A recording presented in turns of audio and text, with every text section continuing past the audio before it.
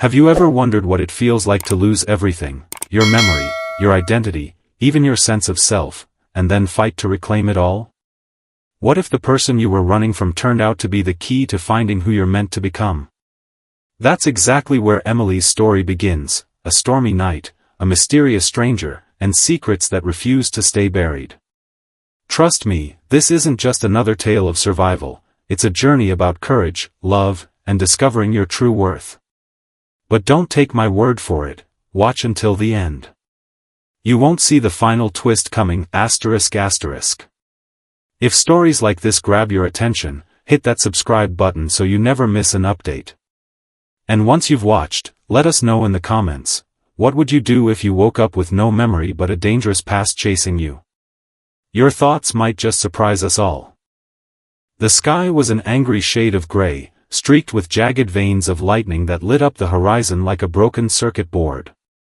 Jack Carter gripped the steering wheel tightly as rain pounded against his windshield, each drop exploding into tiny rivulets under the relentless assault of the wipers. It had been one hell of a shift at the warehouse, long hours stacking crates, dealing with a malfunctioning forklift, and dodging passive-aggressive comments from his coworker Greg about not pulling his weight. All Jack wanted now was to get home, crack open a cold beer, and collapse onto his couch. But nature had other plans. As he drove down the deserted stretch of Highway 7, the storm seemed alive, almost sentient. Every flash of lightning illuminated the skeletal trees lining the road, their branches clawing at the air like desperate hands. The radio played static more than music, so Jack turned it off, leaving only the rhythmic thud-thud-thud of the raindrops on the roof for company. His headlights cut through the darkness but barely pierced the curtain of rain ahead. He squinted, leaning forward slightly in his seat, trying to make out any sign of life or movement along this godforsaken stretch of asphalt. And then he saw her. At first, she was just a blur, a pale shape flickering at the edge of his vision, but as he slowed the car, she came into focus. She stood, or rather swayed, on the shoulder of the road, drenched to the bone, her white dress torn and mud-streaked. Her hair clung to her face in wet tendrils, hiding her features, but there was no mistaking the unmistakable slump of exhaustion in her posture. Or the blood staining the hem of her gown. Jack's heart leapt into his throat. "What the hell?" he muttered, slamming on the brakes. His tires screeched as the car fishtailed briefly before coming to a stop just feet away from her. For a moment, neither moved. Then, with a groan that sounded equal parts pain and relief, the woman crumpled to the ground. Without thinking, Jack threw open his door and stepped out into the chaos of the storm. The wind howled around him, whipping rain into his eyes and soaking him within seconds. "Hey," he shouted, jogging toward her. "Are you okay?" She didn't respond. Up close, she looked even worse than he'd feared. Her skin was ghostly pale, almost translucent, and her lips were tinged blue. A nasty gash ran along her temple, oozing blood that mingled with the rainwater pooling beneath her head. Her dress, once pristine, was shredded in places, revealing cuts and bruises on her arms and legs. And yet, despite her battered appearance, there was something hauntingly beautiful about her, an ethereal quality that made Jack hesitate for half a second before dropping to his knees beside her.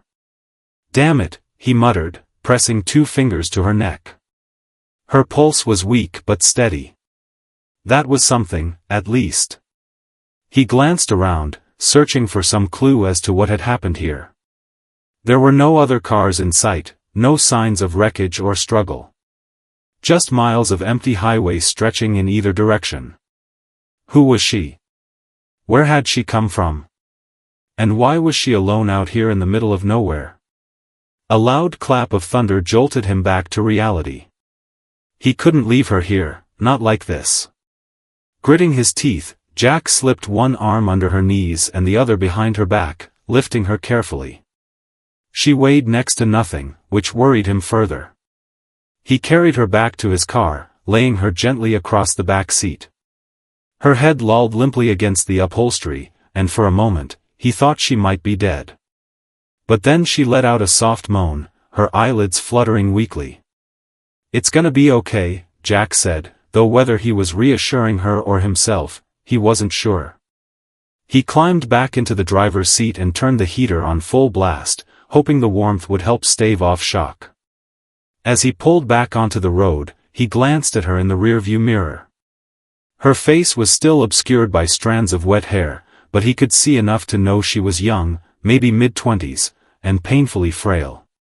The nearest hospital was 20 minutes away, tucked into the outskirts of town. Normally, Jack hated driving in storms, but tonight, every second felt like an eternity. He kept checking the mirror, watching her chest rise and fall shallowly. Was she breathing okay? Should he have called an ambulance instead? His mind raced with questions he didn't have answers to. Just as he passed the turnoff for Old Mill Road, another flash of lightning illuminated the landscape, and something else. A black SUV sat parked on the side of the road, its engine idling. Its headlights were off, blending seamlessly into the shadows, but Jack caught a glimpse of two figures inside. They weren't moving, just sitting there, staring straight ahead. His stomach tightened. What were they doing out here in the middle of a storm? More importantly, had they seen him? Seen her? He slowed the car instinctively, glancing between the road and the SUV. After a few tense seconds, he decided not to risk stopping. Whoever they were, they didn't look friendly. He pressed harder on the gas, putting distance between them as quickly as possible. By the time he reached the hospital, his nerves were frayed to the breaking point. The emergency room was quiet, save for the low hum of fluorescent lights and the occasional beep of monitors. A nurse approached immediately when he burst through the doors carrying the unconscious woman.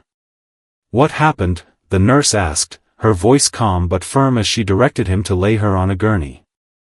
"I don't know," Jack admitted, running a hand through his soaked hair. "I found her on the side of the road. She's hurt, and she doesn't have any ID." The nurse nodded briskly, already barking orders to the rest of the staff. "We'll take care of her. Do you want to wait?" For a moment, Jack hesitated.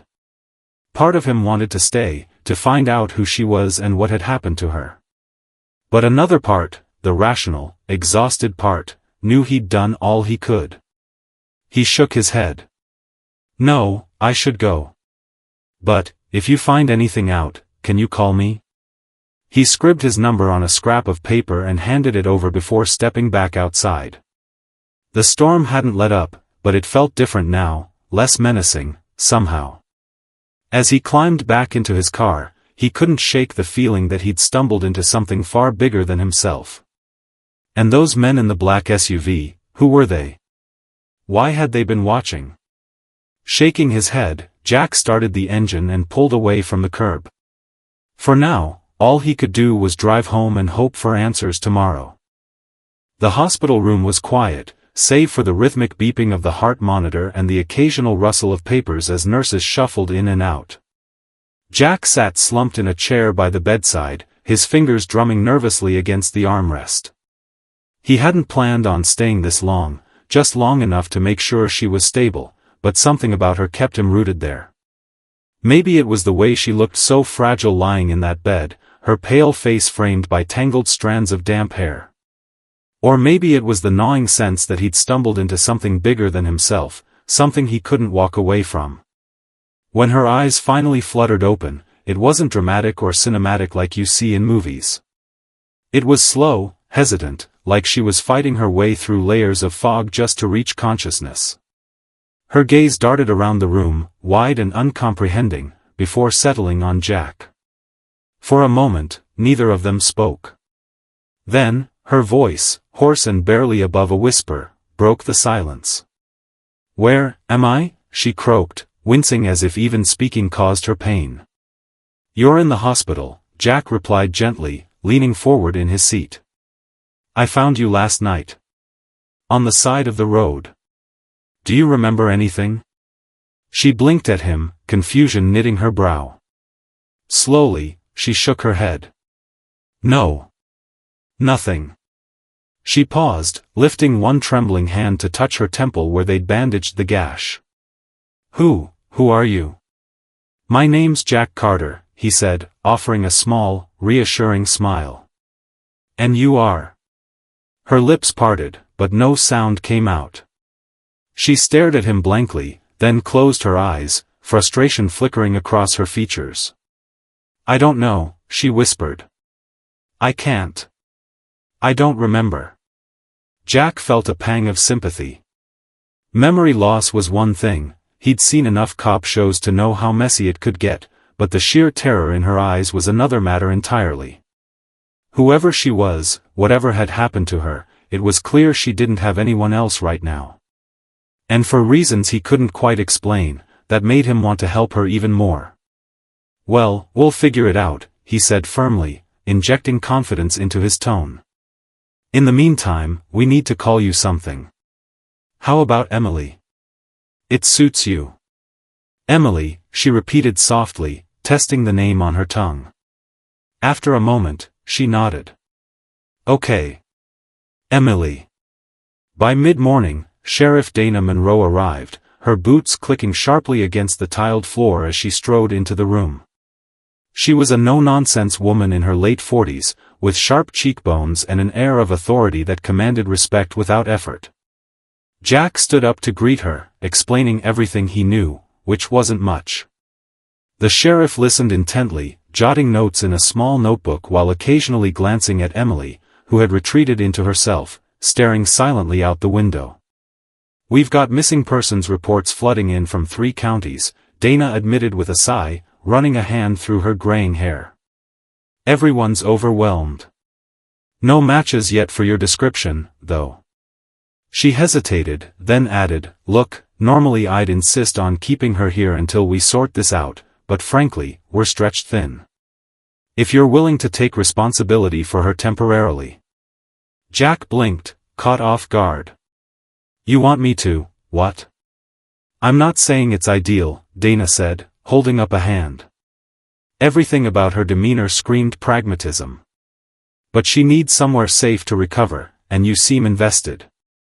Just keep us updated, all right? Anything changes, you let me know immediately. Jack glanced at Emily, who turned to look at him with those big, uncertain eyes. There was fear there, but also trust, a fragile, tentative kind of trust that made his decision easy. All right, he said finally. I'll do it. Jack's cabin was tucked deep in the woods, miles away from the nearest neighbor. It wasn't fancy, just a modest little place with creaky wooden floors and a fireplace that never seemed to warm the drafty corners, but it was peaceful. As he helped Emily settle onto the couch, wrapping her in a thick blanket, he realized how surreal this whole situation was. Here he was, playing caretaker to a complete stranger with no memory and a mysterious past. Not exactly how he'd imagined spending his week. For the first few days, things were quiet. Too quiet, almost. Emily slept a lot, her body still recovering from whatever ordeal she'd endured. When she was awake, she mostly stared into space or picked at the food Jack prepared for her. Conversation was sparse, she seemed reluctant to talk, as if words might unlock something she wasn't ready to face. But there were moments when she'd ask questions, simple ones, like what year it was or how far they were from the nearest town, and Jack would answer patiently, trying to piece together some semblance of normalcy for her. Then came the nightmares. It started on the 3rd night. Jack had been dozing in the armchair by the fire when a blood-curdling scream jolted him awake. He bolted upright to find Emily thrashing on the couch, her face twisted in terror as she clawed at the blanket tangled around her legs. Hey, hey, he shouted, rushing to her side. Emily, wake up. You're okay. Her eyes snapped open, wild and unfocused, and for a split second, he thought she might lash out at him. Instead, she froze, her breathing ragged and uneven. Tears streamed down her cheeks as she clutched at his arms, her grip surprisingly strong. They locked me away, she choked out, her voice trembling. I couldn't escape. I tried, but, she trailed off, shaking her head violently as if trying to dislodge the memories from her mind. Jack didn't press her for details.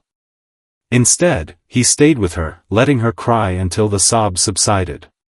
When she finally drifted back to sleep, he remained by her side, watching the flickering shadows dance across the walls.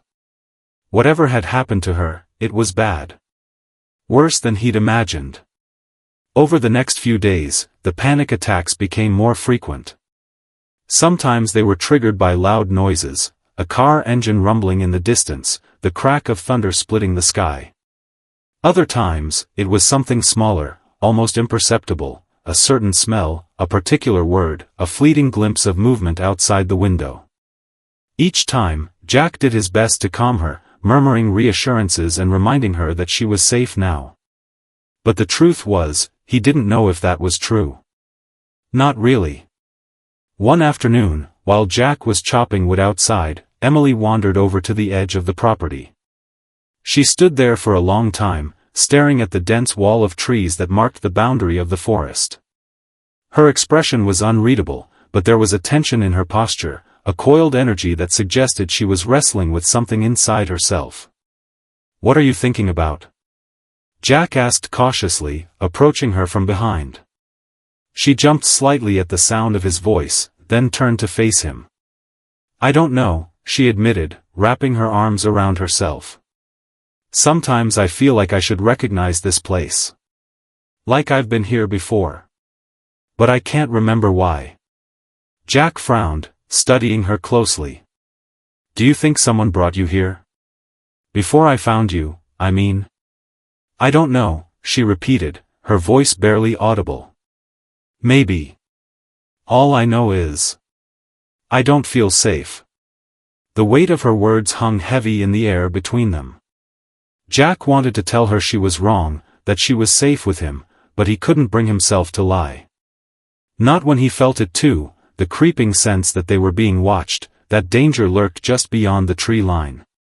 As the sun dipped below the horizon, casting long shadows across the clearing, Jack led Emily back inside. They didn't speak much after that, each lost in their own thoughts. But as Jack banked the fire and settled into the chair across from her, he couldn't shake the feeling that they were running out of time. Whoever, or whatever, had put her on that road wasn't done with her yet. And sooner or later, they'd come looking. The days passed in a blur of quiet routines at Jack's cabin. Emily was growing stronger, though her mind remained a labyrinth of half-formed thoughts and fragmented memories. She spent hours sitting by the window, staring out into the woods as if searching for answers written in the shifting patterns of sunlight on leaves. Jack did his best to keep her occupied, cooking meals together, teaching her simple card games, but there was an undercurrent of unease that neither of them could ignore. One morning, while Emily sat curled up on the couch with a mug of tea, Jack noticed something he hadn't seen before. Her left wrist bore a delicate gold bracelet, its intricate design catching the light as she absently traced it with her fingers. It looked expensive, too fine for someone abandoned on the side of the road. Curiosity got the better of him. "That's a nice bracelet," he said casually, nodding toward her wrist. "Any idea where it came from?" Emily glanced down at it, her brow furrowing. "I don't know. I've always had it, I think." She hesitated, then added softly, "It feels familiar, but not mine." Jack frowned. "What do you mean, not yours?" "I don't know how to explain it," she admitted, shaking her head. "It's like, it belongs to someone else, but they gave it to me. Or made me wear it." Her voice trailed off, uncertainty clouding her features. Before Jack could press further, Emily suddenly tugged at the bracelet, sliding it off her wrist. Beneath it lay something even more surprising, a small tattoo etched into the sensitive skin near her inner wrist. It was a raven perched atop a sword, its wings spread wide as if ready to take flight. The image was stark against her pale skin, both beautiful and unsettling. "Did you know about this?" Jack asked, leaning closer to get a better look. "No," Emily whispered, her eyes widening as she stared at the tattoo. "I didn't even know I had it." "What does it mean?" Jack shook his head slowly. "I'm not sure. But it's striking. Ravens usually symbolize mystery or death. And swords, he paused, choosing his words carefully. They can represent strength, or maybe conflict.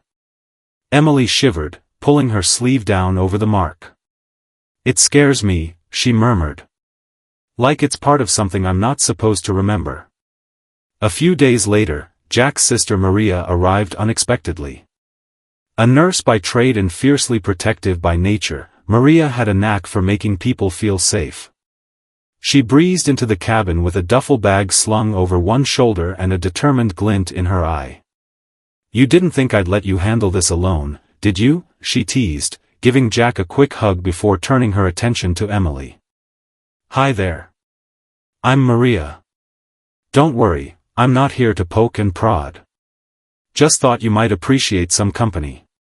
Emily managed a tentative smile, though her hands twisted nervously in her lap. "Thank you. I don't really know what to say."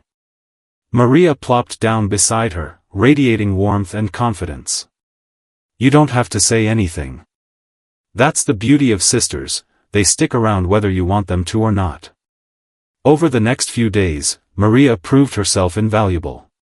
She brought a sense of normalcy to the cabin, coaxing Emily out of her shell with gentle humor and practical advice. Together, they baked cookies, went for short walks in the woods, and even started a garden outside. Slowly but surely, Emily began to relax, her laughter becoming less rare and her smiles more genuine. One evening, as the three of them sat around the fire, Maria handed Emily a blank notebook. "Here," she said simply. "Sometimes writing things down helps. Even if it's just random thoughts or feelings. You never know what might come back to you." Emily accepted the notebook hesitantly, running her fingers over the smooth cover. "I'll try," she promised, though doubt lingered in her voice. True to Maria's suggestion, Emily began filling the pages of the notebook with snippets of memory, or rather, impressions that felt like memories. Some were vivid flashes, a grand ballroom filled with glittering chandeliers, the sound of violins echoing through marble halls. Others were murkier, fragments of voices commanding her to obey, to stay silent, to forget. Each entry was accompanied by sketches, quick, rough drawings of faces she couldn't quite place, symbols like the raven and sword tattoo, and recurring motifs of locked doors and shadowy figures. Jack noticed the notebook one afternoon when Emily stepped outside to hang laundry. Flipping through the pages, he felt a chill creep up his spine. The sketches were hauntingly detailed, almost obsessive in their precision. One page caught his eye in particular, a drawing of a man in a dark suit, his face obscured by shadows except for a pair of piercing eyes.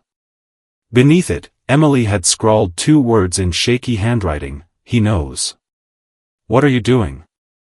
Emily's voice startled him, and he quickly closed the notebook, guilt flashing across his face. "Sorry," he stammered. "I was just curious. These are incredible. Are they from your dreams?" She nodded, sinking onto the couch beside him. "Mostly. Sometimes I wake up and my hands are shaking, like they're trying to draw something before I even realize what it is." Jack studied her profile, noting the tension in her jaw. "Do you recognize any of these people? Or places?" "Not really," she admitted. "But the ballroom, it feels important. Like I should know why." That night, Emily dreamed again. This time, the dream was clearer than ever before. She stood in the center of a cavernous ballroom, surrounded by elegantly dressed men and women who moved in perfect synchronization, their laughter ringing hollow in her ears. At first, she thought she was one of them, until she realized no one acknowledged her presence. She tried to speak, to ask where she was, but her voice refused to work. Then she saw him, the man from her sketchbook. He stood at the far end of the room, watching her with those cold, calculating eyes. His lips moved, forming words she couldn't hear, but their weight pressed down on her like a physical force. "Obey," they seemed to say. "Forget." Emily woke with a gasp, her heart pounding wildly. Moonlight streamed through the window, casting eerie shadows across the walls. Beside her, Jack stirred in his chair, awakened by the sound of her breathing. "Another nightmare?" he asked groggily. She nodded, clutching the blanket tightly around her shoulders. "It's getting worse. I think whoever that man is, he's connected to all of this." Jack didn't respond immediately. Instead, he reached for the notebook still lying on the table and flipped it open to the page with the sketch of the man. "Is this him?" he asked quietly. Emily stared at the drawing, her chest tightening. "Yes," she whispered. "And I think he's coming for me." The words hung heavy in the air, unspoken fears taking shape between them. For the first time since finding her on the roadside, Jack felt truly afraid, not just for himself, but for Emily. Whoever she was, whatever secrets lay buried beneath her skin, they weren't done haunting her yet. And deep down, he knew their fragile sanctuary in the woods wouldn't shield them forever. The flea market was a chaotic sprawl of mismatched tables and makeshift stalls, tucked into the shadow of an old brick warehouse on the outskirts of town. Jack had suggested the outing as a way to break the monotony of cabin life, hoping it might spark some new memories for Emily, or at least give her a chance to feel something close to normalcy. Maria tagged along too, armed with a tote bag and an infectious enthusiasm that made even the most mundane find seem exciting. Emily wandered through the aisles quietly, her hands brushing against worn books, vintage trinkets, and faded photographs. She didn't expect to find anything meaningful here. After all, how could a random flea market hold the key to her past? But then, as she paused in front of a stall cluttered with antique jewelry and tarnished silverware, something caught her eye, a small pendant hanging from a thin chain. The design etched into its surface sent a jolt through her body, like electricity coursing through her veins. "What is it?" Maria asked, noticing the sudden shift in Emily's demeanor. Emily picked up the pendant, her fingers trembling slightly as she traced the intricate emblem engraved on its face. It was a crest, a shield flanked by two crossed swords, beneath which perched a raven with outstretched wings. Her pulse quickened. "I know this," she whispered, her voice barely audible over the hum of conversation around them. "But I don't. I can't remember where." Jack stepped closer, his brow furrowing as he examined the pendant. "Does it mean something to you?" "I think so," Emily said, clutching it tightly. "It feels important." The vendor, an elderly man with kind eyes and a weathered face, leaned forward curiously. "There's the Westbrook family crest," he explained, adjusting his glasses. "Old money, real blue blood stuff. Haven't seen one of those in years." "Westbrook," Jack repeated, the name ringing a bell deep within him. He glanced at Emily, who looked pale and shaken. "Do you recognize it?" She hesitated, her mind racing. The name stirred something inside her, like distant echoes of a melody she couldn't quite place. "Maybe," she murmured. "But it's not clear." Maria gently touched her arm. "Let's buy it," she suggested. "If it means something to you, we should take it." Without waiting for a response, Maria handed the vendor a few crumpled bills and slipped the pendant into Emily's palm. Emily closed her fingers around it, feeling its weight settle heavily in her hand. Whatever it represented, it wasn't just a piece of metal, it was a clue, a thread leading back to who she used to be. Later that evening, after dinner, Jack sat hunched over his laptop at the kitchen table, typing furiously as Emily watched from the couch. Maria had gone home earlier, leaving the two of them alone in the quiet solitude of the cabin. Outside, the wind rustled through the trees, casting flickering shadows across the walls. "So what are you looking for exactly?" Emily asked, setting aside the notebook she'd been sketching in. "The Westbrook name," Jack replied without looking up. "If this crest is tied to your past, there has to be some record of it online. Old families like that usually leave trails, newspaper articles, business dealings, scandals. Something." Emily nodded absently, though doubt lingered in her expression. "What if they found nothing?" Or worse, what if they found too much? After nearly an hour of searching, Jack let out a low whistle. Bingo, he muttered, turning the screen toward her. Take a look at this. Emily leaned forward, squinting at the article displayed on the screen. It was dated several months ago and featured a grainy photograph of a young woman standing beside a much older man. The headline read, Emily Westbrook steps into spotlight ahead of high-profile merger. Her breath hitched. That's me, she whispered, her voice shaking. That's my name. Emily Westbrook. Jack studied her carefully, concern etched into his features. Are you okay? I think so, she said slowly, her eyes glued to the screen. But, why does this feel so wrong? The article went on to describe Emily Westbrook as the heiress to a once prosperous but now struggling business empire. Her upcoming marriage to Victor Vale, scion of the powerful Vale dynasty, was framed as a strategic alliance meant to revitalize both families' fortunes.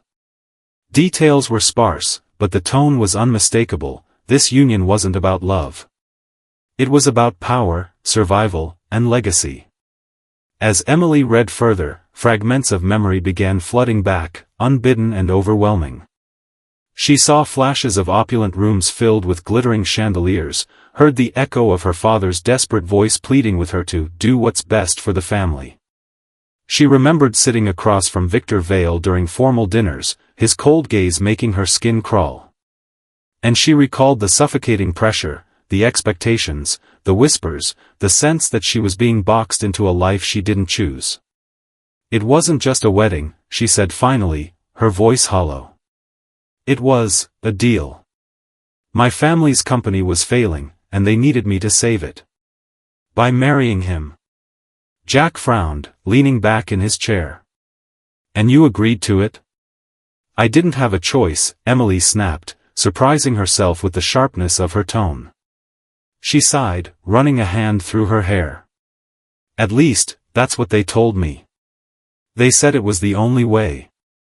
But I don't think I believed them. Not completely. Her gaze drifted to the pendant lying on the table beside her notebook. Its presence felt heavier now, like a chain binding her to a world she wanted desperately to escape.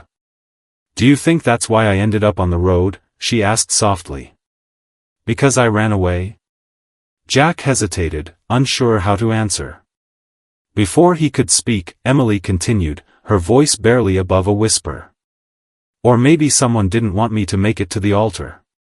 Over the next few days, Emily's memories came rushing back in waves, each revelation more unsettling than the last. She dreamed of heated arguments with her father, who accused her of being selfish and reckless. She relived moments of panic as she packed a suitcase in secret, tears streaming down her face as she left behind everything she'd ever known. And she saw glimpses of a black SUV following her car, its headlights cutting through the stormy night like predators' eyes. One morning, while Jack was outside chopping wood, Emily sat alone at the kitchen table, staring at the pendant. For the first time, she allowed herself to truly confront the truth: she hadn't been abandoned. She had been running, from a life she didn't want, from a fate she refused to accept. But someone had found her. Someone had tried to stop her. The realization hit her like a punch to the gut. Whoever had been in that SUV wasn't done chasing her. If they knew she was still alive, if they discovered where she was hiding, they would come for her again. And this time, she doubted they'd let her go. As the sun dipped below the horizon, painting the sky in shades of orange and pink, Jack returned to the cabin, wiping sweat from his brow.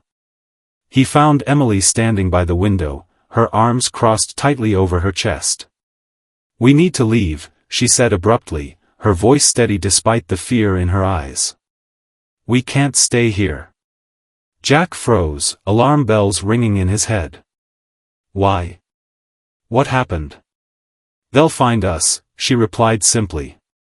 "And when they do, they won't care about explanations. We have to disappear." For a long moment, Jack stared at her, weighing the gravity of her words. He wanted to argue, to tell her they could fight this together, that she didn't have to run anymore. But deep down, he knew she was right. This wasn't just about her past, it was about survival. And if they stood any chance of staying alive, they'd have to move fast. "All right," he said finally, nodding. "Then let's get ready. We'll leave tonight." The town was quiet, its streets bathed in the soft glow of late afternoon sunlight. Most days, this kind of stillness felt comforting, a reminder that life here moved at a slower pace, untouched by the chaos of bigger cities. But today, it felt wrong, like the calm before a storm. Jack couldn't shake the feeling as he walked into the local diner to grab coffee for himself and Emily. His eyes darted around the room, scanning faces out of habit now. He knew something, or someone, was coming. They just didn't know when. At a corner table near the window sat a man Jack had never seen before. He looked ordinary enough, mid-30s, clean-cut, wearing a leather jacket and jeans, but there was something off about him. Maybe it was the way he kept glancing at his phone, typing furiously, or how his gaze lingered too long on certain people as they passed by. Whatever it was, it set Jack's nerves on edge. As he approached the counter to place his order, Jack caught snippets of conversation from the stranger's table. Just following up on leads, the man was saying to an older woman seated across from him, "I'm writing a piece on small-town crime trends. Fascinating stuff." Jack froze, his hand hovering over the sugar packets. A journalist? In their tiny, unremarkable town? It didn't add up. He risked another glance over his shoulder, catching the man's eye briefly. The stranger smiled politely, but there was no warmth in it, just cold calculation. Later that evening, Sheriff Dana Monroe showed up at Jack's cabin without warning. Her expression was grim, her usual no-nonsense demeanor replaced by something closer to unease. She carried a folder under one arm and held a flashlight in her other hand, casting long shadows across the porch as she stepped inside. "Something's not right," she said without preamble, dropping the folder onto the kitchen table. Inside were grainy surveillance photos, images of Jack's truck, his cabin, even him walking into the grocery store earlier that week. Each photo bore timestamps from the past few days. "What the hell is this?" Jack demanded, flipping through the pictures with growing dread. "We found these in a rental car parked outside the motel," Dana explained, crossing her arms. "Guy checked in 3 days ago, says he's a freelance reporter working on some article. But I've been digging, and I can't find any record of him filing stories recently. Not under the name he gave us, anyway." Emily stood quietly in the doorway, her arms wrapped tightly around herself. She recognized the implications immediately. "They're watching us," she whispered, her voice trembling. "Whoever's after me, they've found us." Dana nodded reluctantly. "It looks that way. Whoever this guy is, he's not alone. There's been increased traffic through town lately, unfamiliar cars, people asking questions about you too. If I were you, I'd be thinking about disappearing again." Jack glanced at Emily, who looked pale and shaken.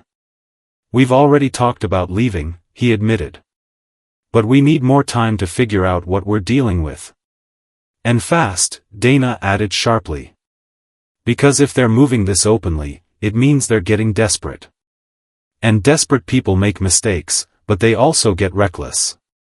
That night, sleep eluded Emily.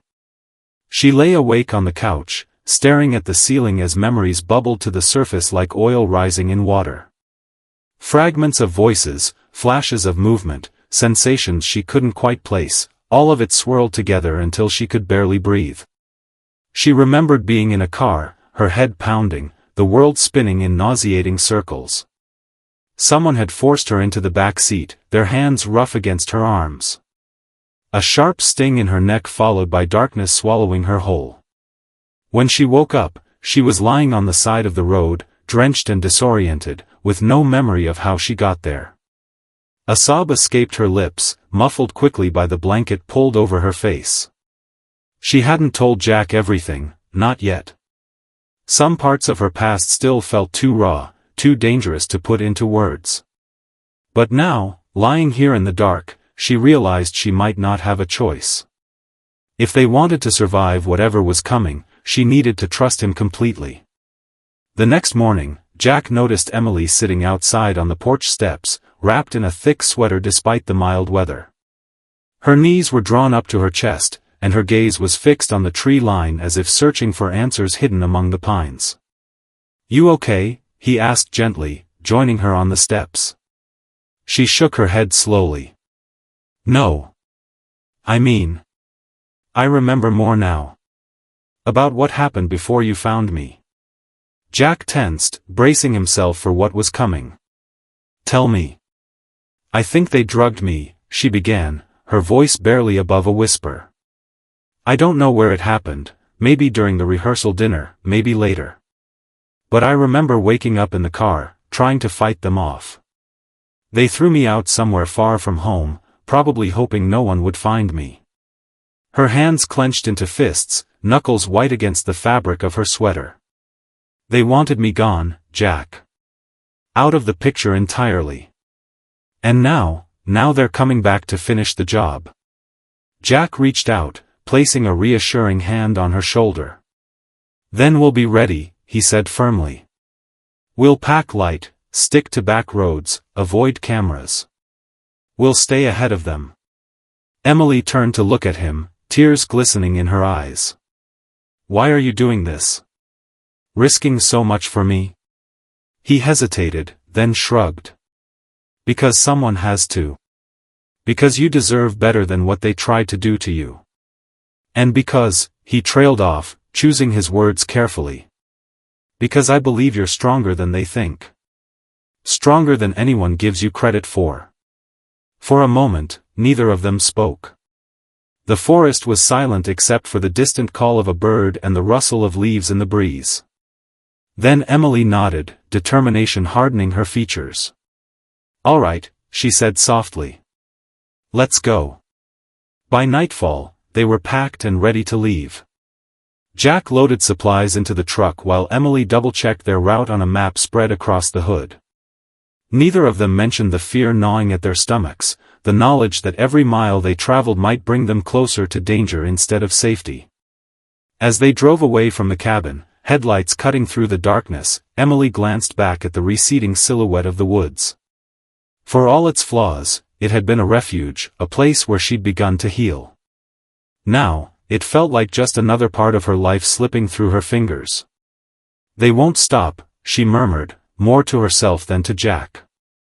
"Not until they're sure I can't talk." "They won't get the chance," Jack replied, his grip tightening on the steering wheel. "We'll keep moving, keep fighting. No matter what." In the rearview mirror, the faint outline of a black SUV appeared in the distance, its headlights dim but unmistakable. Jack's jaw tightened as he pressed harder on the gas pedal, putting as much distance between them and their pursuers as possible. Whoever was behind them wasn't giving up, and neither were they. The storm rolled in without warning, its arrival heralded by a low rumble of thunder that shook the ground beneath their feet. Jack and Emily had barely made it 10 miles from the cabin when the rain began to pour, heavy drops pounding against the windshield like tiny fists. The road ahead was slick with mud, and visibility dropped to almost nothing as lightning split the sky in jagged streaks. "We need to turn back," Emily said suddenly, her voice tight with urgency. "They'll expect us to keep running. If we double back." "No," Jack interrupted firmly, his knuckles white on the steering wheel. "They've already found the cabin once. They'll be watching for us there." "But what's the alternative?" she shot back, gripping the edge of her seat. "We can't just drive forever." Jack hesitated, glancing at her briefly before returning his focus to the treacherous road. She was right, they couldn't outrun whoever was chasing them indefinitely. But every option felt like stepping into a trap. Before he could respond, headlights appeared in the rearview mirror, two bright beams cutting through the downpour. At first, they were distant, but within seconds, the vehicle behind them accelerated, closing the gap rapidly. Jack cursed under his breath, pressing harder on the gas pedal. The engine roared in protest as the truck fishtailed slightly on the wet asphalt. "They're here," he muttered grimly. "Hold on." Emily twisted around in her seat, her eyes widening as she caught sight of the black SUV bearing down on them. It wasn't just following, it was hunting. And it was gaining ground fast. Back at the cabin, chaos erupted moments after Jack and Emily fled. Masked men swarmed the property, their movements precise and calculated. They moved like shadows, slipping through the trees with an eerie silence that belied their violent intent. Inside, they tore the place apart, searching for anything, or anyone, that might remain. Sheriff Dana Monroe arrived too late to stop them. Her patrol car skidded to a halt outside the cabin, tires kicking up mud as she leapt out, gun drawn. By then, the intruders were gone, leaving behind only destruction. Furniture overturned, drawers emptied, windows shattered. Whatever they'd been looking for, they hadn't found it.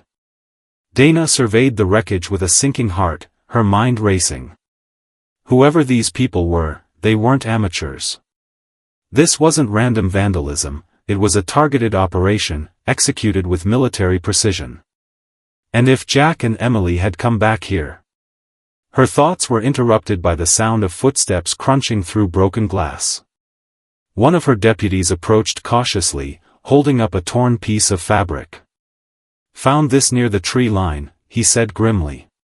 "Looks like someone put up a fight." Dana clenched her jaw, dread pooling in her stomach. "Get search teams out here," she ordered sharply. "And notify state police. We're dealing with something bigger than we thought." Meanwhile, Jack and Emily barreled deeper into the woods, the narrow dirt path disappearing beneath sheets of rain. The SUV remained close behind, its headlights glaring menacingly in the mirrors. Every bump in the road jolted them violently, and Emily winced each time her injured ankle collided with the dashboard. "Jack, slow down," she shouted over the roar of the storm. "You're going to wreck us." "If I slow down, they'll catch us," he snapped, though his tone softened as he glanced at her pale face. "Just hang on, okay? We'll lose them soon." But losing them proved easier said than done. The SUV matched their speed effortlessly, weaving dangerously close at times as if daring them to veer off the road. Finally, Jack spotted a narrow trail branching off to the left, barely visible in the chaos of the storm. Without hesitation, he yanked the wheel hard, sending the truck skidding onto the uneven path. The sudden maneuver threw Emily sideways, and she let out a sharp cry of pain as her ankle twisted painfully beneath her. Jack cursed again, guilt flashing across his face. "I'm sorry," he muttered, glancing at her briefly. "Are you all right?" "It's fine," she lied through gritted teeth, clutching her leg tightly. "Just keep driving." The trail led them deeper into the forest, the dense canopy overhead blocking out what little light remained. Branches scraped against the sides of the truck, and the tires churned through thick mud, making progress agonizingly slow.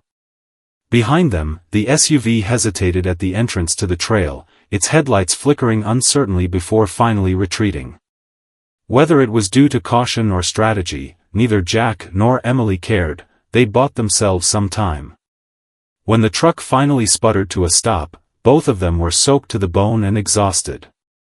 Jack climbed out first, wincing as his stiff muscles protested the movement. The rain showed no signs of letting up, and the world around them was eerily quiet except for the steady drumbeat of water hitting leaves. Emily tried to follow, but her ankle gave out the moment she put weight on it.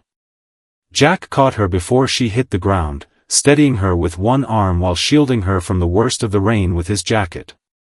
"I can't walk," she admitted bitterly, frustration and pain mingling in her voice. "I'm slowing us down." "You're not slowing us down," Jack replied firmly, crouching beside her. "We'll figure it out together. Always have."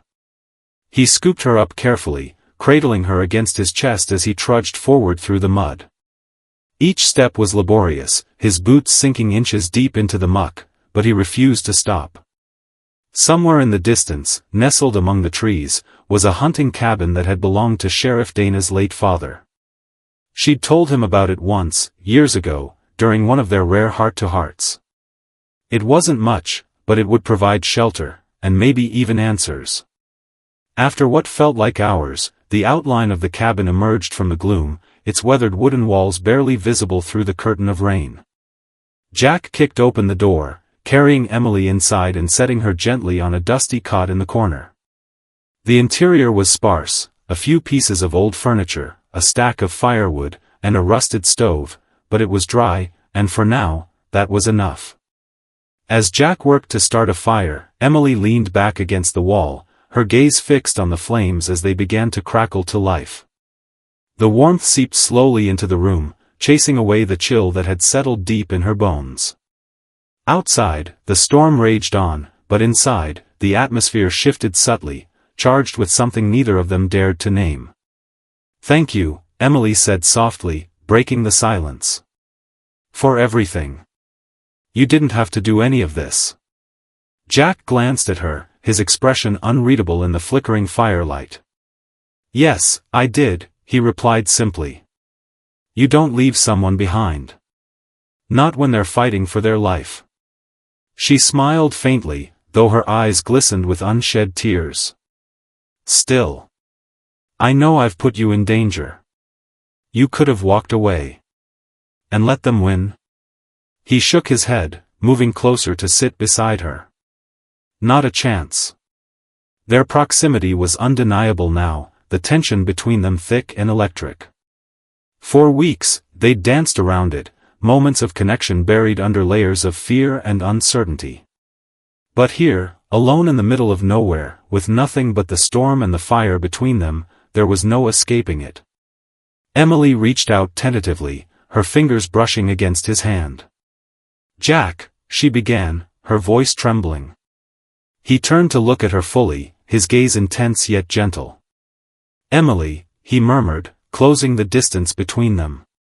Their lips met in a kiss that was equal parts relief and desperation, a spark igniting in the midst of all the darkness surrounding them. It wasn't perfect, it wasn't planned, but it was real. And for the first time since this nightmare began, they allowed themselves to believe that maybe, just maybe, they wouldn't have to face it alone. The storm outside had finally begun to subside, leaving behind a world damp and heavy with silence. Inside the hunting cabin, the fire crackled softly, casting flickering shadows across the wooden walls. Emily sat on the edge of the cot, her legs drawn up to her chest as she stared into the flames. Her ankle throbbed dully, but it was nothing compared to the weight pressing down on her mind. Jack watched her from across the room, his brow furrowed with concern. She'd been quiet since their kiss, too quiet, and he could see the gears turning in her head, piecing together fragments of a puzzle that had haunted her for weeks. Whatever she was remembering, it wasn't good. "Talk to me," he said gently, breaking the stillness. "What's going through your mind?"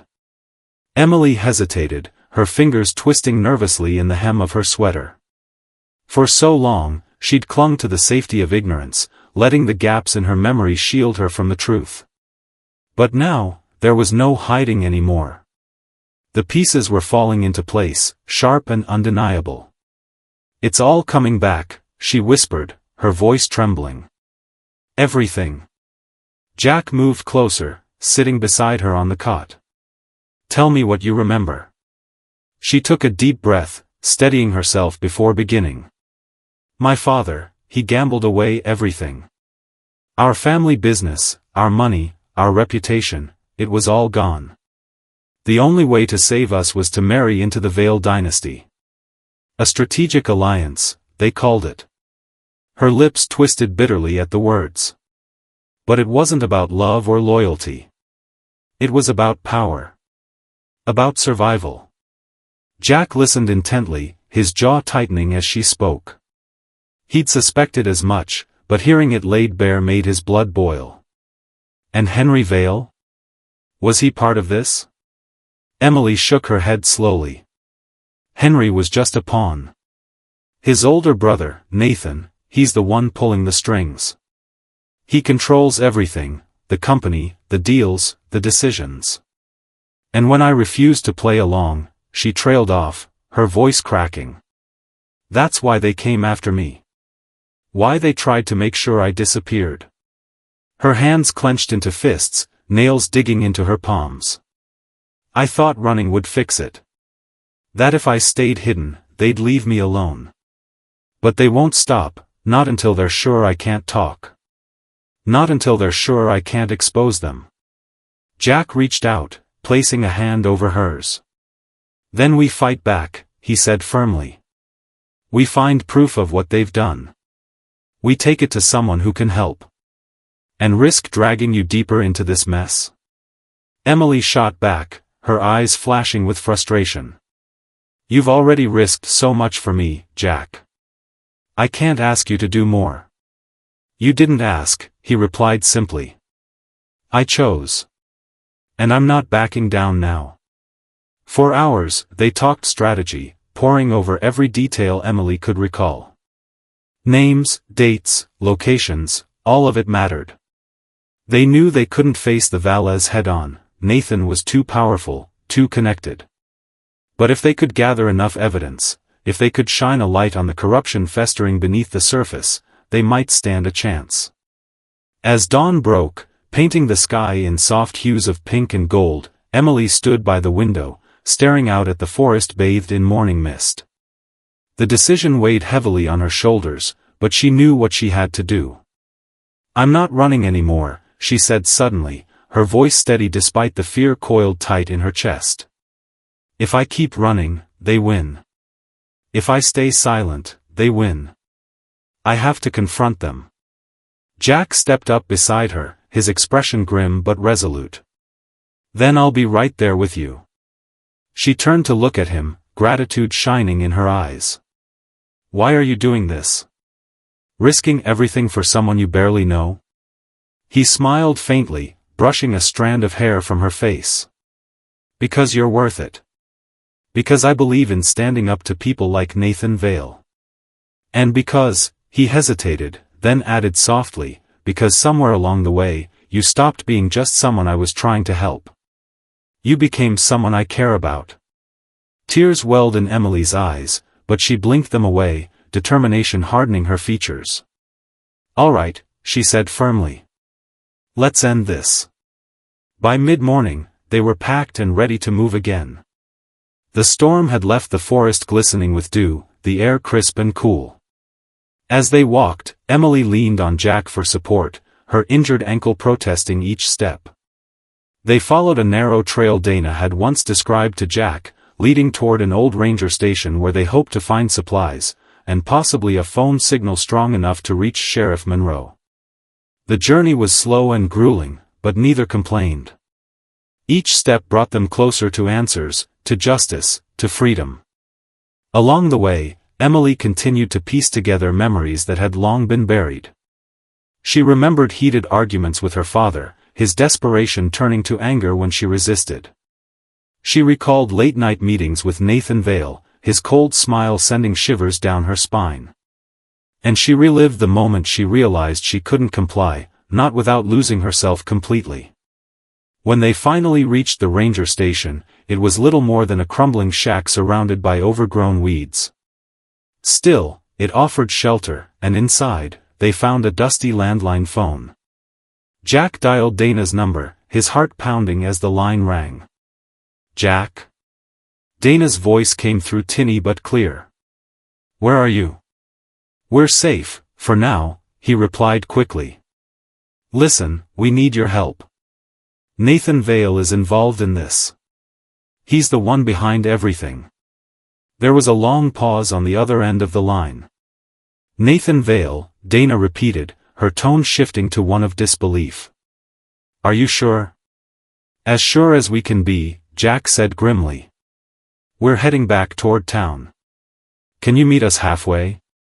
We'll explain everything. I'll be there, Dana promised. Just stay alive, all right? After hanging up, Jack turned to Emily, who was leaning against the wall, pale but determined. Dana's on her way, he told her.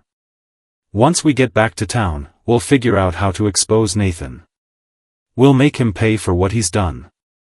Emily nodded, though her gaze remained distant. She knew the road ahead wouldn't be easy. Confronting someone like Nathan Vale meant stepping into the lion's den, risking everything for a chance at justice. But for the first time in weeks, she felt a spark of hope, a fragile but unyielding belief that maybe, just maybe, they could win. As they set off again, the sun breaking through the clouds overhead, Emily glanced at Jack. "Whatever happens," she said softly, "thank you for believing in me." He smiled, squeezing her hand briefly. "Always." Together, they pressed forward, ready to face whatever lay ahead. The city loomed ahead like a beast awakening from slumber, its skyline jagged and unforgiving against the gray afternoon sky. Emily sat in the passenger seat of Jack's truck, her fingers gripping the edge of her seat as they drove through streets she barely recognized but felt etched into her bones.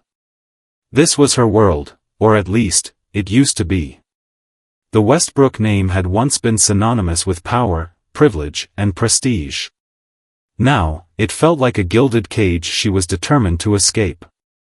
Jack glanced at her occasionally, noting the tension in her posture. "You ready for this?" he asked softly, his voice cutting through the hum of traffic around them. Emily didn't answer immediately. She stared out the window, watching the opulent mansions and manicured lawns pass by. Each one seemed to mock her, whispers of a life she no longer wanted. Finally, she exhaled sharply and nodded. "As ready as I'll ever be." The Westbrook estate stood at the end of a long, winding driveway flanked by towering oak trees. Its grandeur was undeniable, a sprawling mansion with white marble columns and perfectly trimmed hedges, but it radiated an air of coldness, as if the warmth had been sucked out of every corner. As Jack parked the truck near the front steps, Emily hesitated, her heart pounding wildly. Every instinct screamed at her to turn back, to run far away from this place. But running wasn't an option anymore. "Let me do the talking," she said firmly as they climbed out of the vehicle. "At least at first." Jack nodded, though his jaw tightened with concern. "Just say the word, and we're gone." Together, they ascended the steps and entered the house. The interior was just as imposing as the exterior, high ceilings, crystal chandeliers, and walls lined with portraits of stern-faced ancestors staring down judgmentally. It smelled faintly of polish and old money, a scent that made Emily's stomach churn. Her mother appeared almost instantly, gliding into the foyer like a ghost summoned from another time. Eleanor Westbrook was every bit the matriarch, impeccably dressed, her silver hair swept into an elegant updo, her face a mask of icy composure. But beneath the surface, there was something fragile about her, something brittle that hinted at years of strain and regret. "Emily," Eleanor breathed, her voice trembling with emotion. "You're alive." "For now," Emily replied coolly, stepping forward. "We need to talk. All of us." Eleanor's gaze flicked briefly to Jack before returning to her daughter. "Of course. Nathan is here as well." "He's been concerned." "I'm sure he has," Emily muttered under her breath, following her mother deeper into the house. Jack trailed behind, his eyes scanning the opulent surroundings warily. Something about this place felt suffocating, like invisible hands pressing down on him. They gathered in the formal sitting room, where Nathan Vale awaited them. Unlike his brother Henry, who had always struck Jack as harmless and somewhat naive, Nathan exuded danger. His tailored suit fit him like armor, and his piercing blue eyes seemed to see straight through people. He rose slowly as Emily entered, a smug smile playing at the corners of his mouth. "Emily," he said smoothly, extending a hand as if greeting an old friend. "It's good to see you again." She ignored his gesture, taking a seat across from him instead. "Cut the act, Nathan. We both know why I'm here." Nathan's smile faltered slightly, but he recovered quickly, leaning back in his chair with calculated ease. "Very well. Let's dispense with pleasantries, shall we? Your little disappearing act caused quite a stir." Imagine my surprise when I heard you'd resurfaced, with company, no less. His gaze shifted pointedly to Jack, who bristled but remained silent. Emily leaned forward, her voice steady despite the storm raging inside her. I'm done playing your games. I won't marry into your family, and I refuse to inherit anything tied to this empire. You can keep your deals, your alliances, your lies. None of it matters to me anymore. For a moment, the room fell silent, the weight of her words hanging heavy in the air. Eleanor gasped audibly, clutching the armrest of her chair as if trying to steady herself. Nathan, however, simply smirked, his expression unreadable. You think it's that simple? He asked, his tone dripping with condescension. You think walking away will make everything disappear? You're forgetting one crucial detail, Emily, you're not the only one with stakes in this game. What are you talking about? She demanded, her voice rising slightly. The truth, Nathan replied, leaning forward now, his demeanor shifting to something darker, more menacing. About your father. About how deep he was in debt to me. About the choices he made, and the ones I made for him.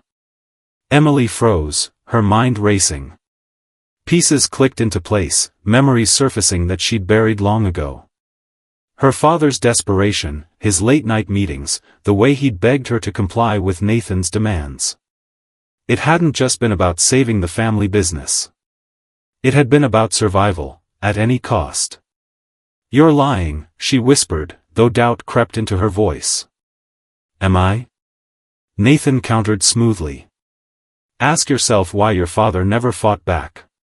Why he pushed so hard for you to marry Henry. Because he owed me, Emily. Everything. And now, so do you. Before Emily could respond, Jack stepped forward, his fists clenched tightly at his sides. Leave her alone, he growled, his voice low and dangerous. Whatever you've done, whatever you're planning, it ends now. Nathan chuckled, unimpressed. Ah, the knight in shining armor. How quaint. Tell me, Jack, do you really think you stand a chance against me? Against what I represent? We'll see, Jack shot back, his glare unwavering. The standoff ended abruptly when Sheriff Dana Monroe arrived, her presence commanding immediate attention. She strode into the room without knocking, her badge gleaming in the dim light. Enough, she barked, her tone leaving no room for argument. This ends today. Nathan arched an eyebrow, feigning nonchalance. And what exactly do you propose to do, Sheriff? Arrest me? On what grounds? Dana crossed her arms, her expression hardening. I may not have enough to bring you down yet, Nathan. But trust me, I'm working on it. And until then, you stay away from Emily and Jack. Or else. The warning hung in the air, sharp and unmistakable. Nathan studied her for a moment before standing, adjusting his cuffs casually. Fair enough, he said with a shrug. But mark my words, Emily, this isn't over. Not by a long shot. With that, he turned and walked out of the room, leaving behind a trail of unease. Eleanor followed soon after, tears streaming down her face as she pleaded with her daughter to reconsider. But Emily remained resolute, her decision unwavering. Once they were alone, Dana turned to Emily and Jack, her expression softening slightly. You two have guts, I'll give you that. But Nathan doesn't bluff. If he says he's coming for you, he means it. We'll be ready, Emily said firmly, her voice filled with quiet determination. Whatever happens, I'm not backing down. Dana nodded approvingly. Good. Because neither am I. Now let's figure out our next move. As the sun dipped below the horizon, casting long shadows across the estate, Emily stood by the window, staring out at the sprawling grounds. For so long, this place had defined her, shaped her identity. But now, she realized it didn't own her, not anymore. With Jack by her side, she felt stronger than ever, ready to face whatever came next. No matter what happens, Jack said quietly, joining her at the window. "We'll get through it together." Emily smiled faintly, reaching for his hand. Together. The night was cold and still, the kind of quiet that felt almost unnatural. Jack sat on the edge of a rickety wooden chair in Dana's office, his fingers drumming anxiously against his knees. Across from him, Emily paced back and forth, her arms crossed tightly over her chest as if trying to hold herself together.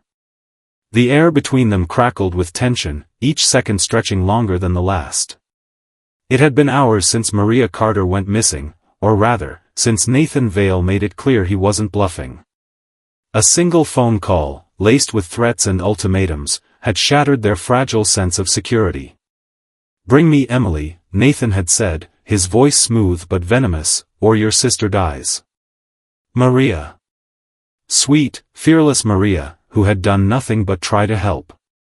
Now she was caught in the crossfire, used as leverage by a man who didn't hesitate to destroy lives for his own gain. Jack clenched his fists so hard his knuckles turned white. He couldn't let this stand. Wouldn't. Dana entered the room then, her face grim but focused. She carried a map spread across her desk, marking key locations with red pins. "All right," she began without preamble, her tone sharp and commanding.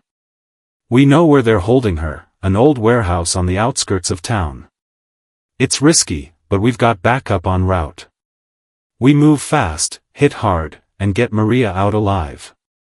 Jack nodded, rising to his feet. "What's the plan?" The drive to the warehouse felt endless, every mile dragging like hours.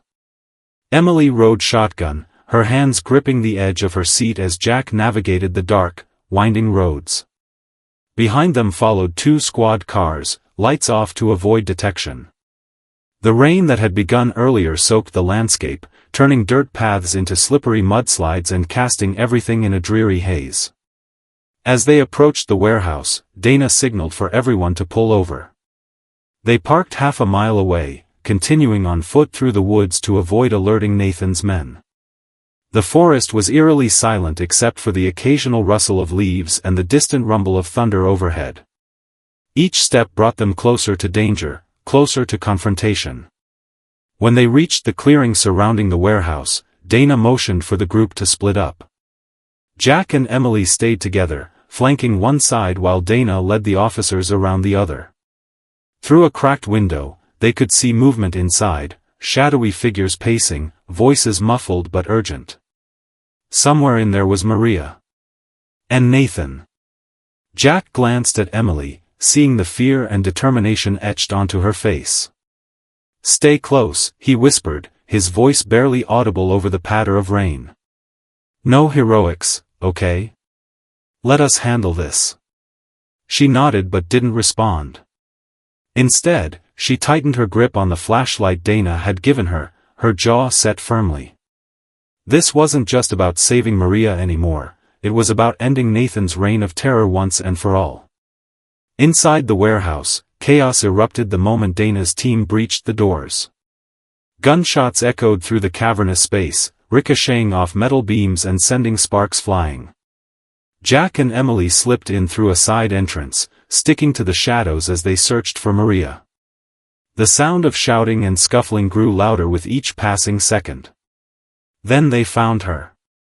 Bound and gagged in a corner, her wide eyes filled with relief when she saw them.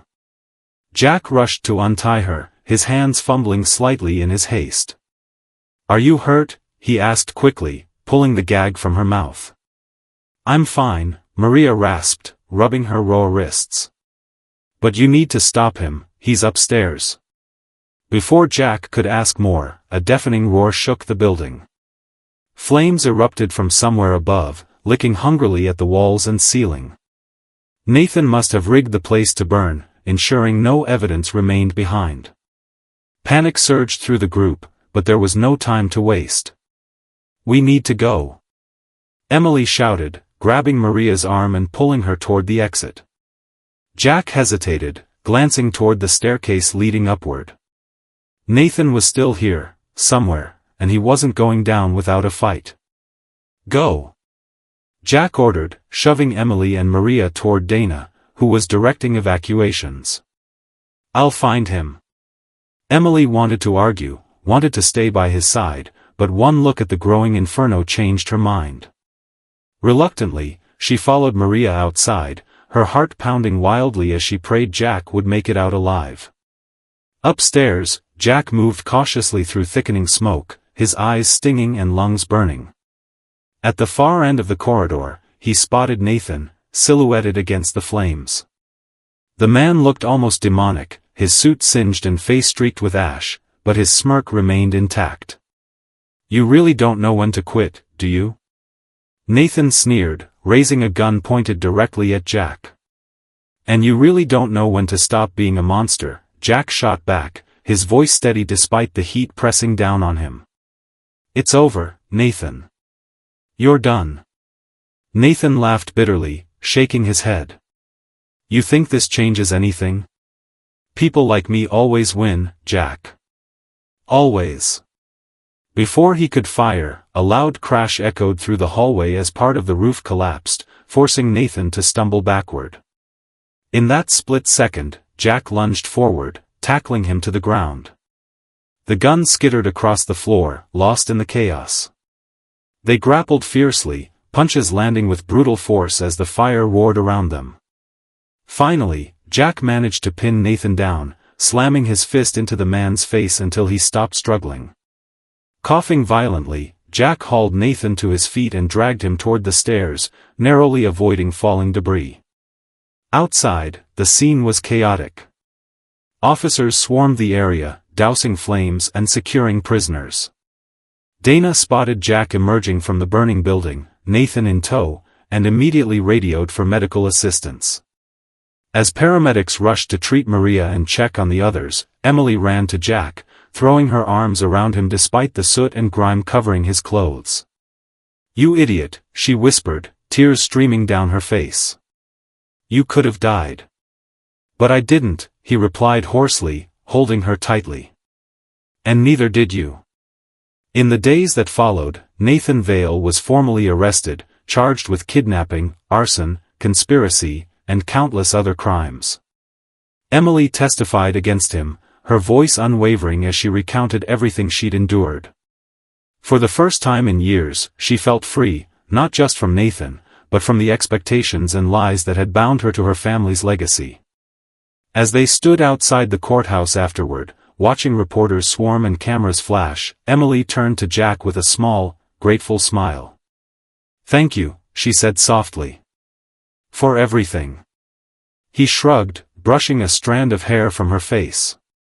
"Like I said before, you're worth it." Together, they walked away from the chaos, ready to build a new life, one built not on power or privilege, but on trust, resilience, and love. Whatever challenges lay ahead, they knew they'd face them side by side. The sun was setting over the horizon, painting the sky in hues of amber and lavender. Emily sat on the porch of a small rented house tucked away in the countryside, her legs tucked beneath her as she scribbled furiously in a notebook balanced on her lap. The air smelled faintly of pine and earth, mingling with the comforting aroma of coffee wafting from inside. It had been 1 month since Nathan Vale's arrest, a month of healing, rebuilding, and rediscovering who she truly was. Jack emerged from the kitchen, 2 steaming mugs in hand.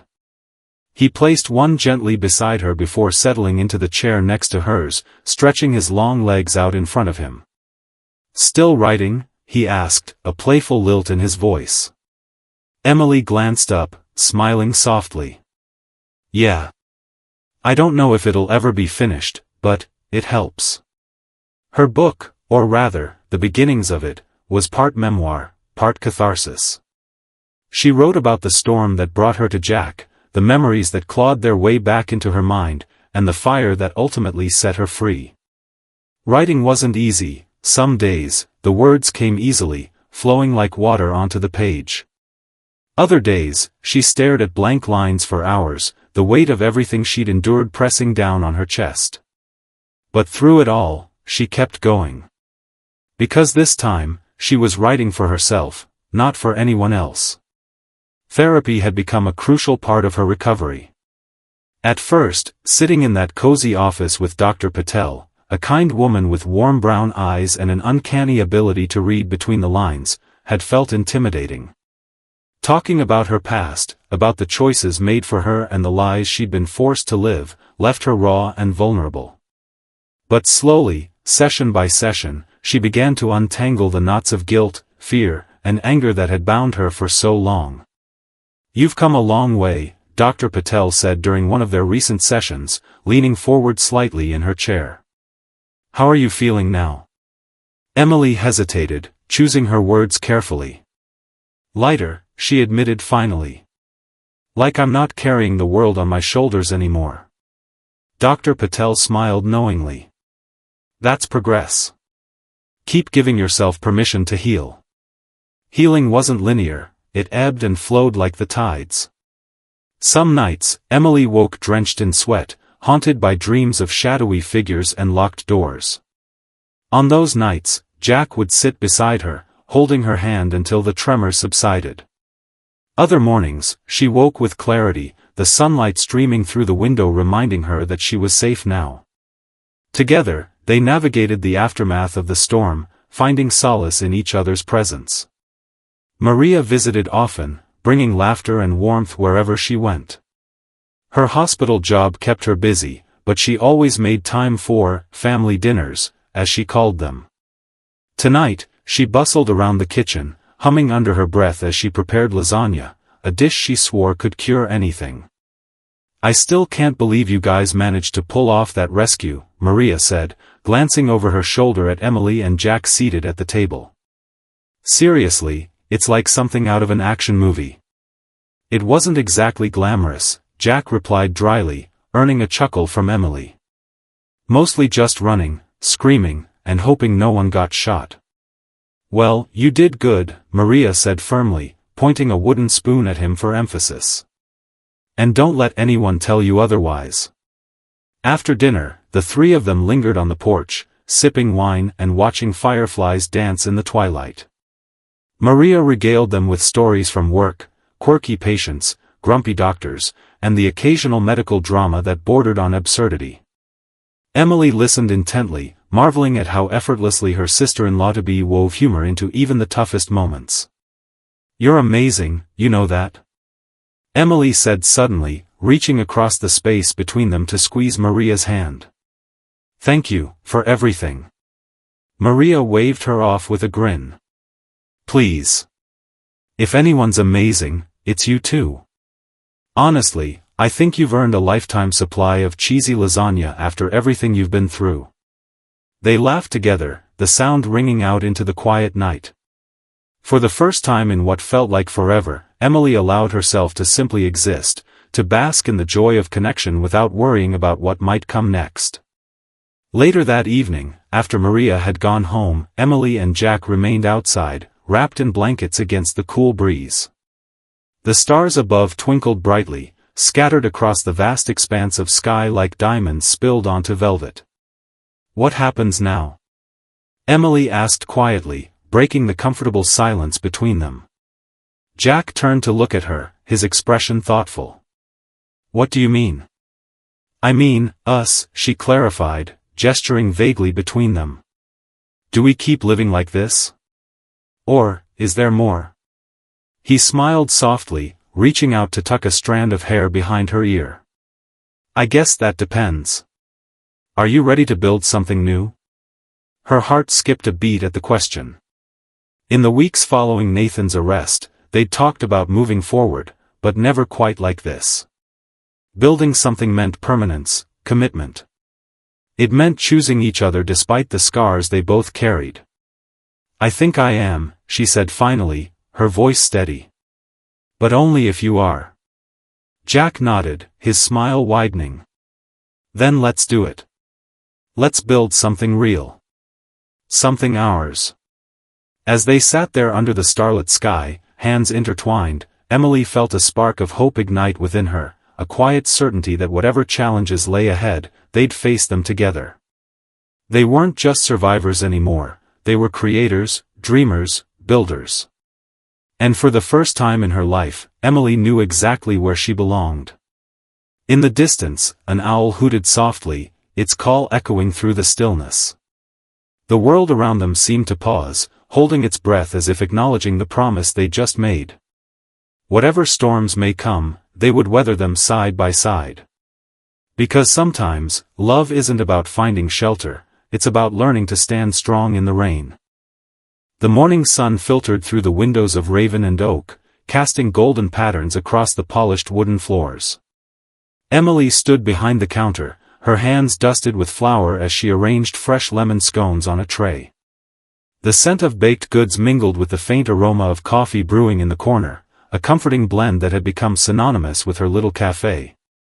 1 year ago, she'd been running from her past, unsure if she'd ever find solid ground beneath her feet. Now, she owned a business, built a home, and found a place where she truly belonged. Outside, the town buzzed with life. Locals strolled past the storefronts, greeting each other warmly as they went about their day.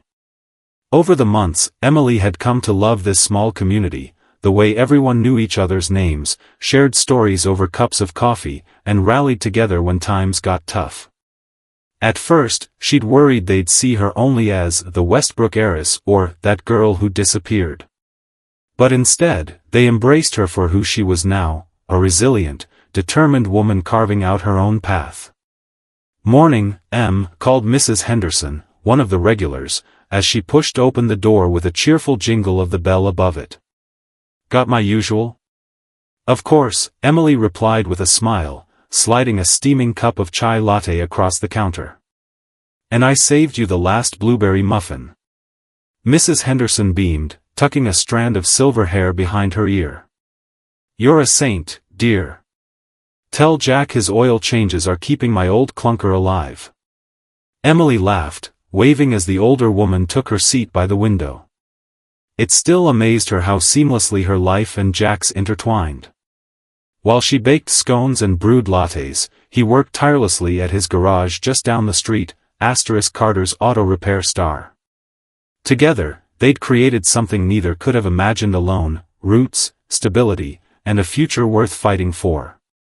Later that afternoon, Emily walked over to the garage, balancing a plate of cookies wrapped in parchment paper.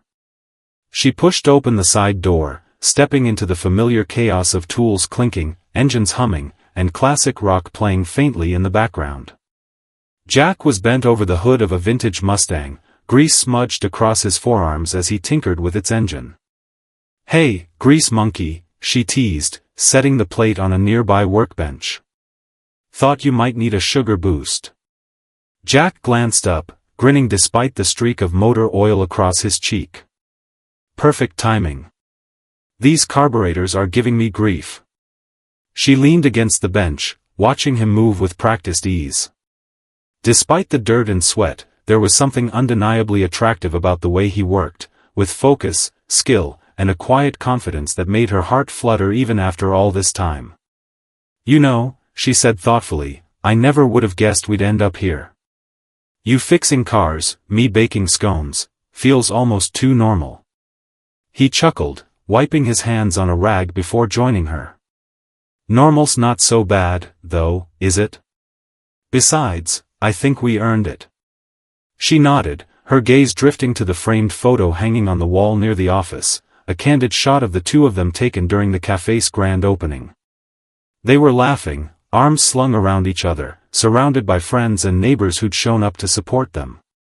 That moment had felt like a turning point, not just for their businesses, but for their relationship. What had started as subtle flirtation and shared glances had deepened into something profound, steady, and real. As the days turned into weeks, their connection grew stronger. They spent evenings sitting on the back porch of their shared house, sharing meals and talking about everything under the sun. Jack told stories about growing up in the town, while Emily opened up about her dreams for the future. Slowly, the lines between friendship and romance blurred until they were indistinguishable. One evening, as twilight settled over the countryside, Jack suggested they take a walk. The air was crisp, carrying the earthy smell of fallen leaves and distant wood smoke. They wandered hand in hand along the dirt path leading to the edge of the property, the sky painted in shades of pink and orange. When they reached the overlook, a spot where the land dipped slightly, offering a breathtaking view of the valley below, Jack stopped abruptly.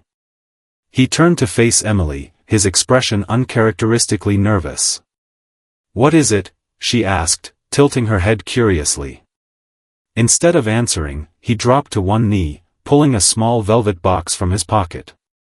Inside was a simple yet elegant ring, its band adorned with tiny sapphires that caught the fading light.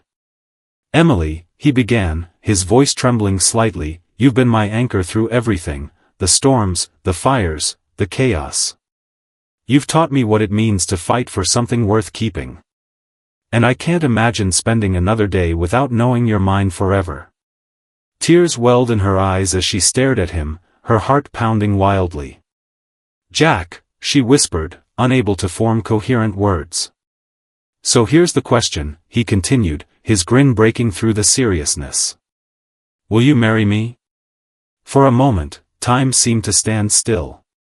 The wind rustled softly through the trees, and somewhere in the distance, a bird chirped lazily. Then, with a laugh that dissolved into happy tears, Emily nodded. "Yes," she said firmly, dropping to her knees to hug him tightly. 1,000 times yes. Back at the house, they celebrated quietly on the back porch, sipping wine and sharing slices of leftover pie. Neither of them cared about grand gestures or elaborate plans, all that mattered was the promise they'd made to each other. Tomorrow, they'd tell Maria and Dana, maybe even throw a small party at the cafe. But for now, it was just the two of them, basking in the glow of their decision. As the stars emerged overhead, Emily rested her head on Jack's shoulder, feeling an overwhelming sense of peace. Life hadn't been easy, it had thrown more challenges at them than either could have anticipated, but they'd faced it all together. And as long as they had each other, she knew they could handle whatever came next. In the kitchen, the timer dinged softly, signaling the end of another batch of scones. Emily smiled, rising to her feet. "Come on," she said, holding out her hand. "Let's finish these before they burn. We've got a lot to celebrate." Hand in hand, they stepped inside, ready to embrace whatever the future held. Because sometimes, happiness isn't loud or flashy, it's quiet, steady, and perfect in its simplicity. And for Emily and Jack, that was enough. The day dawned soft and golden, sunlight streaming through the gaps in the trees as if nature itself had been waiting for this moment. Emily stood before the full-length mirror in her bedroom, staring at the reflection of a woman she barely recognized anymore. Gone was the fragile stranger who'd once collapsed on the side of the road, lost and broken. In her place stood someone stronger, surer, someone who had fought tooth and nail to reclaim her life. She smoothed her hands over the ivory fabric of the dress she wore, its delicate lacework catching the morning light. It was the same gown she'd fled from all those years ago, the one meant to bind her to a life she didn't want. But today, it carried a different meaning. Today, she chose to wear it, not because someone else demanded it, but because it symbolized how far she'd come. This wasn't about obligation or legacy, it was about love, freedom, and the courage to rewrite her own story. A gentle knock at the door pulled her from her thoughts. Maria poked her head inside, her face glowing with excitement.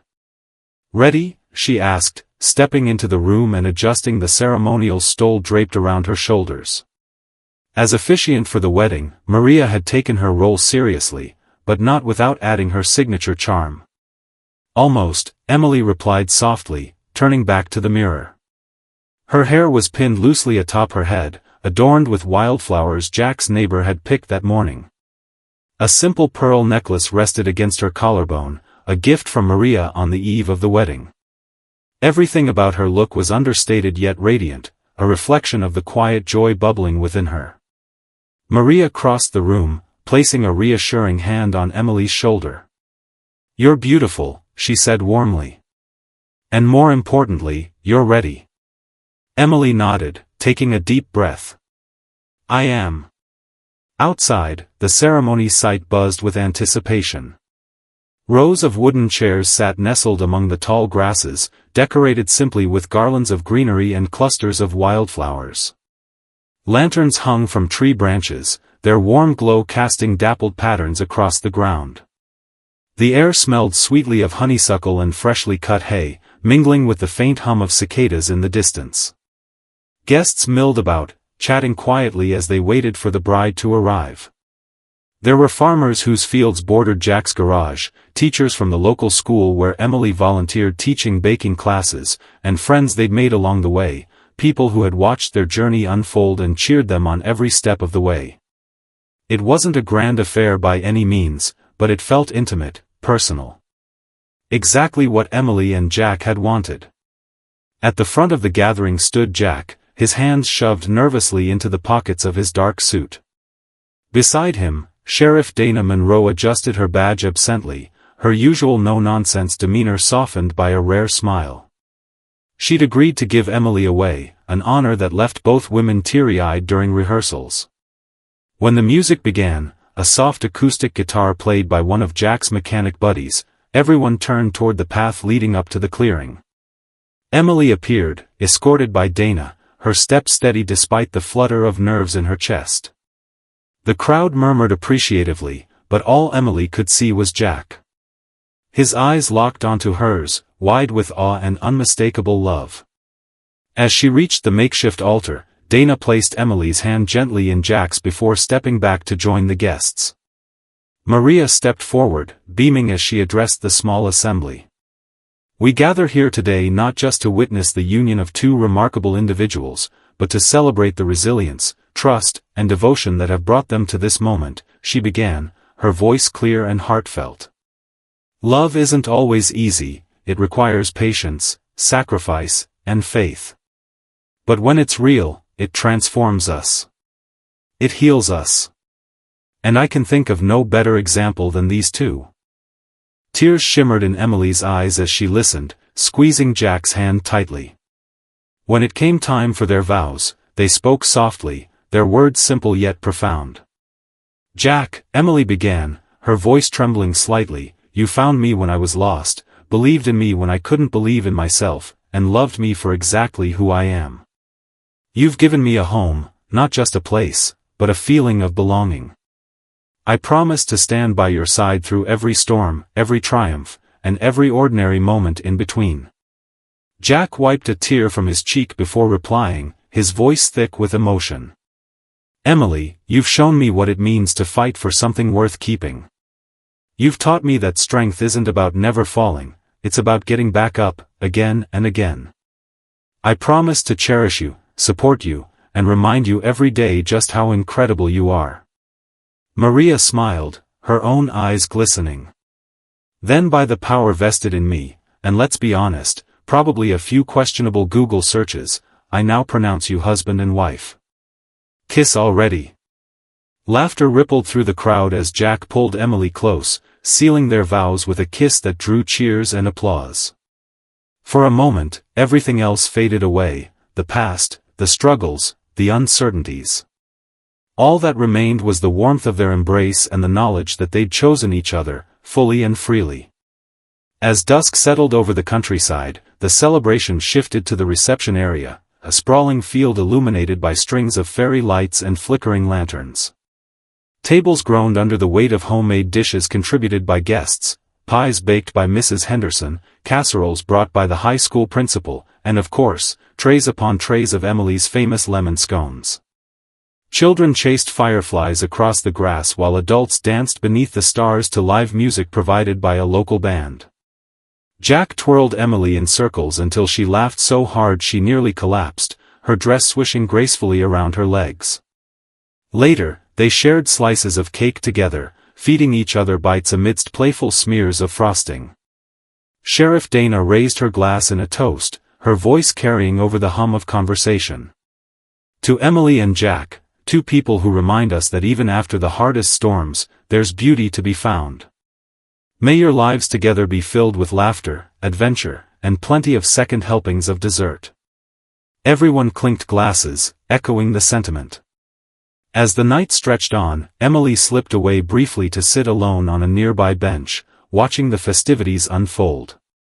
Fireflies blinked lazily in the darkness, their tiny lights reflecting off the surface of a nearby pond. She felt a sense of peace she hadn't known was possible, a quiet certainty that she was exactly where she was meant to be. Jack joined her moments later, wrapping an arm around her shoulders. "Penny, for your thoughts?" She leaned into him, sighing contentedly. "Just thinking about how lucky we are. To have all this, to have each other." He kissed the top of her head, his grip tightening protectively. "Luck had nothing to do with it, Em. We earned this." She smiled, resting her head against his chest.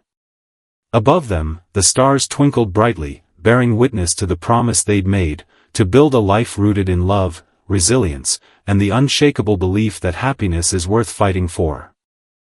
The cabin sat quietly amidst the trees, its weathered wooden walls glowing softly in the late afternoon sunlight.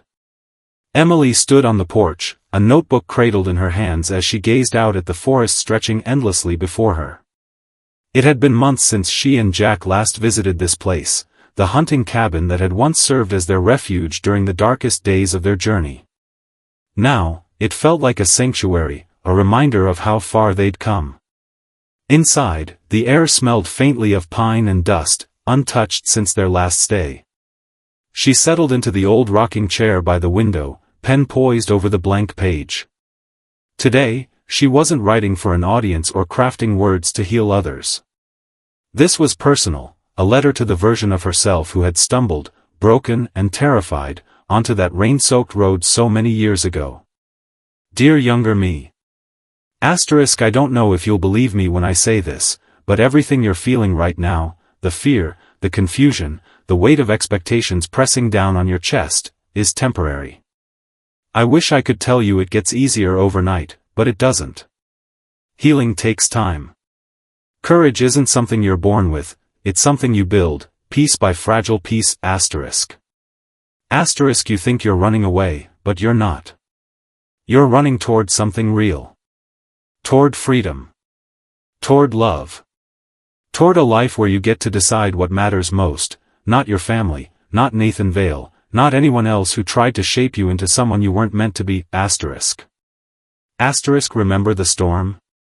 The way the rain soaked through your dress and left you shivering on the side of the road? That moment wasn't the end, it was the beginning. It was the first step toward finding yourself again. And though the path ahead will twist and turn in ways you can't yet imagine, trust me when I say it leads somewhere beautiful. You'll meet people who will remind you of your worth, people like Jack, Maria, and Sheriff Dana. They'll see you not as an heiress or a pawn, but as a person. A fighter. Someone capable of love and resilience in equal measure. Let them in. Let them help you carry the weight you've been shouldering alone for so long. And when the memories come rushing back, the voices commanding you to obey, the locked doors, the suffocating pressure, they won't break you. Not anymore. Because you'll have learned to stand tall, even when the world feels like it's crumbling around you. Most importantly, never forget this, you are enough. Just as you are. You don't need to save anyone else to prove your value. Your strength lies not in what you do, but in who you choose to be. So keep going. Keep fighting. Keep choosing yourself, no matter how hard it gets. One day, you'll look back at this moment, the storm, the road, the choice to leave, and realize it wasn't just about escaping. It was about living. With all my love. Your future self. Emily set the pen down, brushing away the tears that had pooled in her eyes. Outside, the wind rustled through the trees, carrying with it the faint scent of earth and leaves. She stepped out onto the porch, breathing deeply as the sun dipped lower on the horizon, painting the sky in hues of orange and pink. This place held so many memories, for better or worse, but it no longer felt like a prison. Instead, it felt like proof. Proof that she had survived. That she had thrived. That she had built a life rooted in courage, love, and self-worth. Jack appeared behind her, his boots creaking softly against the wooden planks of the porch. He wrapped his arms around her waist, resting his chin on her shoulder. "What are you thinking about?" he asked, his voice warm and low. "The storm," she replied softly, leaning back into his embrace. "The night we met." He smiled, kissing the side of her neck. "Best thing that ever happened to me." "Me too," she murmured, turning slightly to meet his gaze. "It wasn't just luck, you know. Finding you. That road led me exactly where I needed to go." For a moment, they simply stood there, watching as the first stars began to appear in the darkening sky. Somewhere in the distance, an owl called out, its sound echoing through the stillness. The world felt vast and quiet, yet somehow full of possibility. As they walked back inside, hand in hand, Emily glanced one last time at the notebook resting on the chair. She didn't need to read it again, the words were etched into her heart now. Words of hope, of resilience, of promise. Words that reminded her she wasn't the same person who had fled into the woods all those years ago. Because now, she knew who she was. And more importantly, she knew she was free. The final scene fades to black, leaving only the faint hum of cicadas and the distant whisper of wine through the trees. On-screen text appears, simple yet profound. Asterisk, courage isn't the absence of fear, it's the decision to move forward anyway. Love isn't given, it's earned. And self-worth isn't found in pleasing others, it's discovered when you choose yourself. Asterisk. The screen cuts to white, accompanied by a single line of dialogue from Emily's voiceover. Asterisk, the road may lead you through storms, but it's your choice whether to let them define you, or set you free. Asterisk. Fade to credits. At its core, this story is about courage, the kind of courage it takes to face your past, defy expectations, and choose a future on your own terms. Emily's journey reminds us that life often feels like navigating a storm.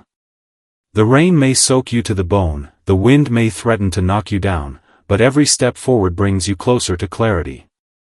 Her transformation, from a woman running away from fear to someone who chooses love, freedom, and self-worth, teaches us that we all have the power to rewrite our stories.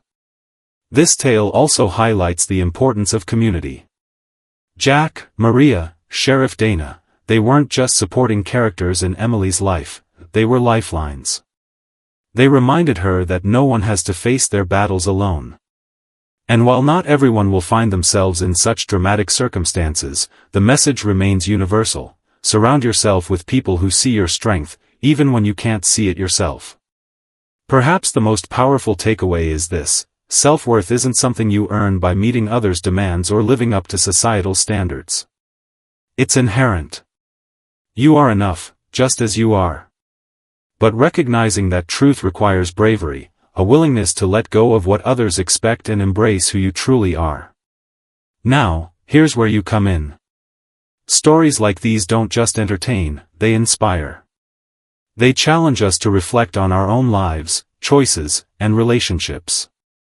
If Emily's resilience resonated with you, imagine what other lessons await in the stories yet to be told. Don't miss out.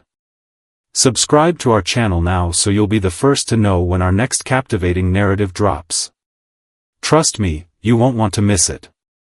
Share this story with friends, leave a comment below telling us which moment impacted you the most, and join the conversation.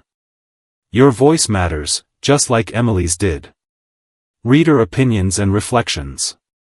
What makes this story unforgettable isn't just the plot twists or emotional highs, it's the way it mirrors real life. One viewer might say, I related to Emily's struggle with family pressure. It felt raw and honest. Another might add, Jack's unwavering support gave me hope for true partnership. These perspectives remind us that storytelling connects us, it bridges gaps, sparks empathy, and fosters understanding. So tell us, what lesson will you carry with you after hearing Emily's story? Was it her decision to reclaim her identity? The importance of leaning on loved ones during tough times? Or maybe the quiet realization that happiness doesn't always look the way we expect it to? Let us know in the comments. Engage with fellow viewers. And remember, every story you watch shapes how you see the world.